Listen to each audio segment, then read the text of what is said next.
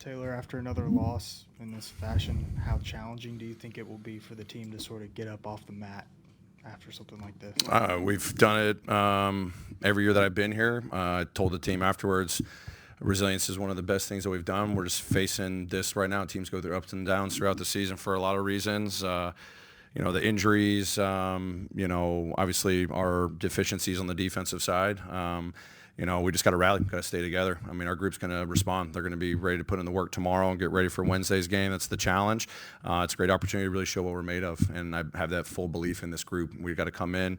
We've got to show more competitiveness. The togetherness is there, but we've got to play to the level that we know we're capable of, and we just got to keep trusting in the work. So, 3 heartbreakers in a row right here in a game. It starts with me being better, and our guys are going to be better for it.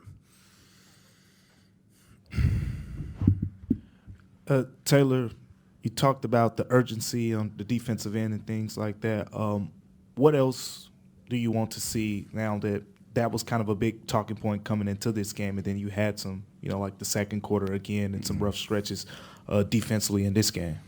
I mean, is defense going to matter or not at the end of the day? I mean, that's literally, there's so many things. End of game execution, half court execution, offensively I'm talking about, but it all starts with the defense for us. I mean, we're just bleeding points. We scored 130 points.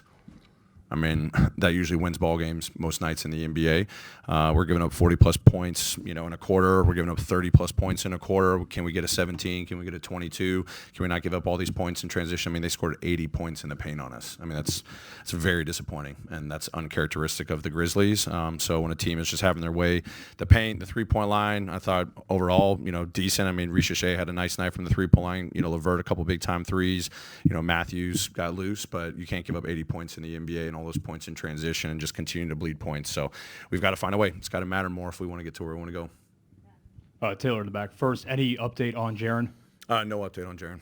Then down the stretch, other than the Zach dunk, it felt like in the last couple of minutes the offense got stagnant, tough to generate good looks. From your perspective, what happened there? Yeah, I mean, we were too slow getting into our actions. We got to be better organized. That's on me. I thought Dez was phenomenal throughout the game. Obviously, a tough turnover there at the end.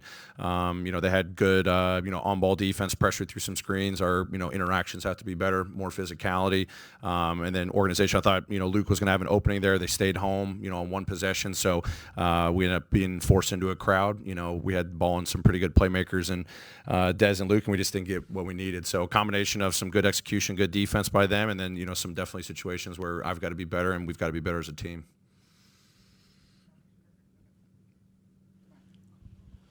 You talked about it a little bit with the players on that first question, but what's the mentality now? I think this is the first time y'all lost 3 games in a row this season, and they've all kind of been right there for you. What's the mentality as you go forward?